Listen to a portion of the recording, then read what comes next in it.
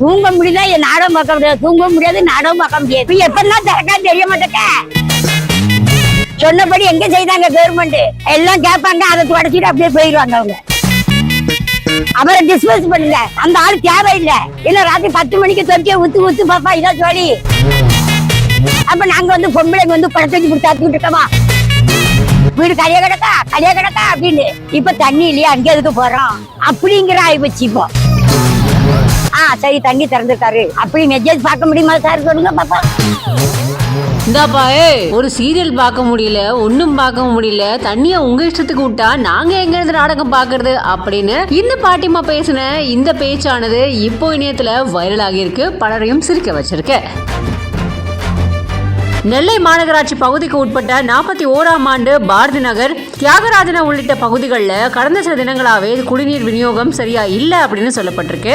இதனால பொதுமக்கள் மிகுந்த சிரமம் அடைஞ்சிருக்காங்க. பல முறை மாநகராட்சி அதிகாரிகள் கிட்ட இது பத்தி முறையிட்டும் எந்த விதமான நடவடிக்கை எடுக்கப்படல அப்படின்னு சொல்லப்படுது. இதனால இந்த பகுதி மக்கள் காலி குடங்களோட சாலை மறியல் போராட்டத்தில் ஈடுபட்டிருக்காங்க. இது பத்தி தகவல் தெரிஞ்சுக்கிட்டு மாநகராட்சி அதிகாரிகள் பொதுமக்கள் கிட்ட பேச்சுவார்த்தை நடத்தி இருக்காங்க. முறையான குடிநீர் வழங்குறதா உறுதி அளிச்சதுக்கு அப்புறமா தான் அந்த பகுதி மக்கள் மறியலை கைவிட்டு கலைஞ்சு போயிருக்காங்க. அப்போ இந்த போராட்டத்தில் கலந்துக்க வந்த ஒரு பாட்டிமா செய்தியாளர்கிட்ட பேசிட்டு இருக்கும் போது தண்ணி எப்ப வருது எப்ப போகுதுன்னு தெரிய மாட்டேங்குது.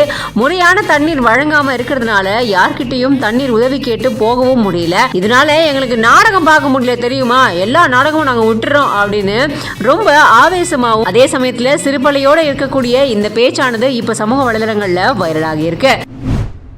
அருமையான கேள்வி. அந்த கேள்விக்கு என்னால் பதில் சொல்ல முடியல சார். என்ன காரணம்? திருடும் போது நானும் சேர்ந்து திருடலாம். இல்லை, அதையும் போடுவாப்ப, அதையும் போட்டு 2 பேர் வீட்டுக்கு வருவாங்க. தலை இருக்காது. திருட்டு குற்றத்தை 20 ஆண்டுகளுக்கு மேலாக நீதிமன்றத்துக்கு தெரியாம அறநிலைத்துறை மாறச்சிருச்சு.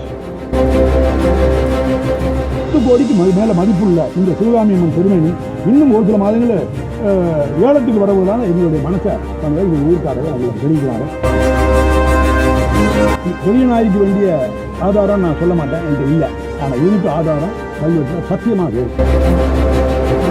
கேட்கறது. ஊர் மக்கள் ஐயாலாம் கேட்கறது வேற ஒன்றும் இல்லைங்க. எங்க முன்னோர்கள் எங்களுக்கு விட்டு சென்ற பொக்கிஷத்தை பாதுகாத்து கொடுங்கன்னு கேட்கறதுல என்னங்க தப்பு இருக்கு?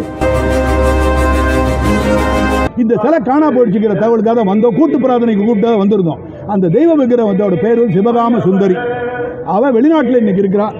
வெளிநாட்டில் ஒரு தனியார் மியூசியத்தில் அருங்காட்சியகத்தில் காட்சி பொருளாக இருந்துட்டு ரொம்ப காசு சம்பாதிச்சு கொண்டு இருக்கிறார்.